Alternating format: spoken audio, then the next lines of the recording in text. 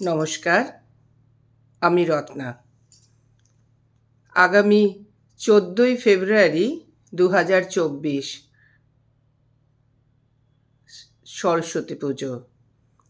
সরস্বতী পুজো মানেই সেই মনে পড়ে যায় সেই ছোটোবেলার কথা, যখন আমরা স্কুল জীবনে, কলেজ জীবনে ছিলাম। তখন হলুদ শাড়ি পরে আমাদের ছোটোবেলার সেই আনন্দ, সরস্বতী পুজোর আগের দিন আমাদের স্কুলে পুরো পুজোর অ্যারেঞ্জমেন্ট করা, এগুলো মনে পড়ে যায়। আর তার সাথে মনে পড়ে ছোটোবেলার সেই গান, সরস্বতী বিদ্যাবতী তোমায় দিলাম খোলা চিঠি।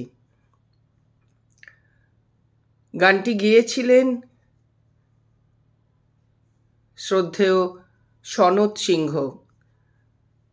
সেই গানটির রচয়িতা শ্রদ্ধেয় শিবদাস ব্যানার্জি। সেই গানটি আজকে কবিতার আকারে। সরস্বতী বিদ্যাবতী তোমায় দিলাম খোলা চিঠি, একটু দয়া করো মাগো, বুদ্ধি যেন হয়। এসব কথা লিখছি তোমায় নালিশ করে নয়।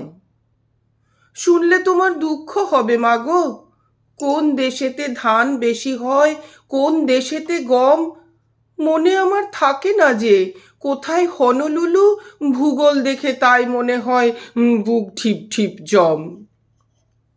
দোষ বলো কার, পরীক্ষাকে যদি করি ভয়। এসব কথা লিখছি তোমায় নালিশ করে নয়।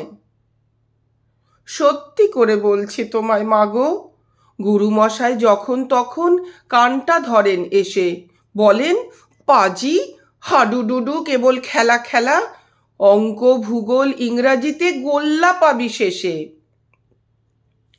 শুনলে তোমার দুঃখ হবে মাগো, অঙ্ক মাথায় ঢোকে না যে, নতুন ধারাপাত কিলো মিলো হেক্টা ডেকার ধাক্কা খেয়ে শেষে লিটার মিটার গ্রাম নিয়ে সব ধুলোই কুপোকাত।